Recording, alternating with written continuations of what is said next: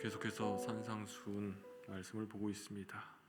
오늘은 5장 마지막 부분입니다. 오늘 말씀을 통해서 하나님의 자녀로서 살아가는 방법에 대해서 우리에게 알려주고 있습니다.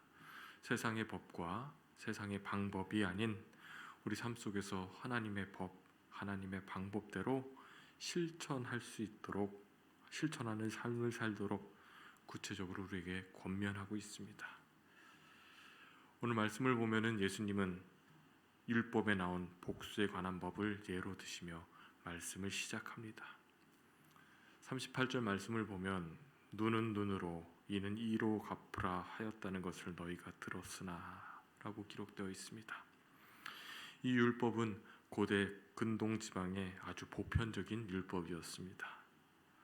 어떻게 보면 이 말씀을 보면 복수를 하는 것이 법적으로 허용되는 것처럼 보여서 매우 무서운 법 같지만 그 의미를 잘 생각해 보면 이 법은 개인적으로 원수를 갚지 못하도록, 보복하지 못하도록 안전장치를 해놓은 것입니다. 과하게 보복하지 말라는 뜻입니다. 마음껏 복수하라는 뜻이 아니라 복수심을 제어하라는 의미입니다. 하나님은 이런 의미로 눈에는 눈으로 이에는 이로라는 법을 주신 것입니다. 그러나 오늘 예수님은 오늘 말씀에서 이 법을 뛰어넘는 법을 우리에게 말씀하십니다.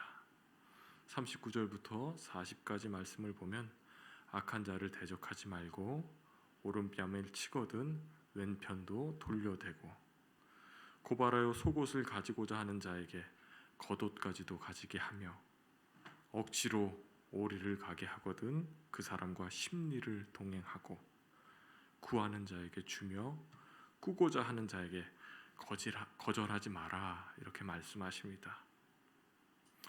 예수님의 이 말씀을 보면 세상에서 손해를 보더라도 희생을 감수해야 한다는 것입니다. 억울한 일을 당해도 또 억지로 하기 싫은 일을 하게 되어도 나에게 소중한 것까지도 내어주고 더욱더 관대한 마음을 가지라고 말씀하십니다. 이런 삶을 통해 그리스도인들이 이 세상의 사람들과 다름을 증명하라는 말씀입니다. 이렇게 구별된 삶을 통해서 그리스도인임을 증명하라는 말씀입니다. 또 오늘 함께 본 43절에 보면 율법은 형제를 사랑하고 원수는 미워하라고 말하고 있습니다. 그러나 예수님은 그렇게 살면 안 된다고 말씀하시죠. 하나님의 자녀들은, 하나님의 백성들은 그렇게 사는 것이 아니라 하나님이 온전하신 것처럼 너희도 온전하라 그렇게 말씀하십니다.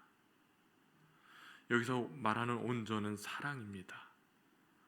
누가 너희들에게 원수처럼 대하고 원수처럼 굴면서 어려움을 준다 해도 그들을 용서하고 그들을 위해 기도하는 것, 그것이 하나님을 닮은 하나님의 자녀들이 마땅한 삶이라고 말씀하고 계십니다. 사랑하라고 말씀하시고요.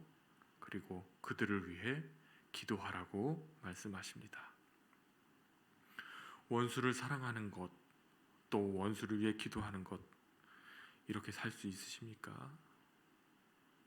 아니, 이렇게 살아낼 수 있으십니까?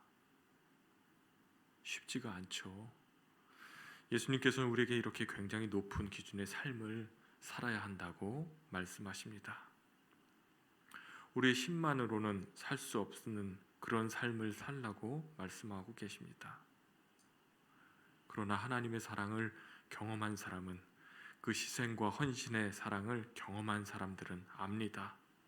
자격이 없음에도 사랑을 받았다는 것을, 죄로 인해 죽을 수밖에 없는 우리를 위해 자기 몸 내어주신 그 희생과 헌신의 사랑, 그 사랑을 받은 그 사람들은 받은 그 사랑을 삶 속에서 나눌 수 있는 그런 저와 여러분 되시기를 소망합니다. 우리의 힘으로는 살 수 없지만, 살아낼 수 없지만 우리 안에 성령님이 함께 하시며 우리를 도와주실 줄 믿습니다. 오늘 말씀을 통해 우리에게 신앙의 목표가 새로 생긴 것입니다. 원수를 사랑하고 또 원수를 위해 기도하는 것, 거기까지 우리가 살아내야 되는 줄 믿습니다. 사실 자신이 없죠. 자신이 없습니다.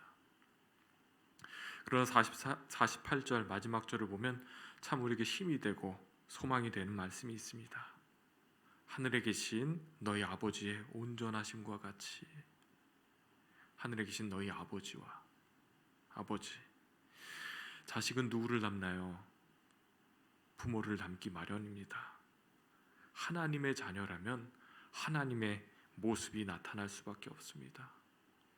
하나님이 우리를 구원하시고 우리에게 새 생명을 불어넣어 주셨습니다.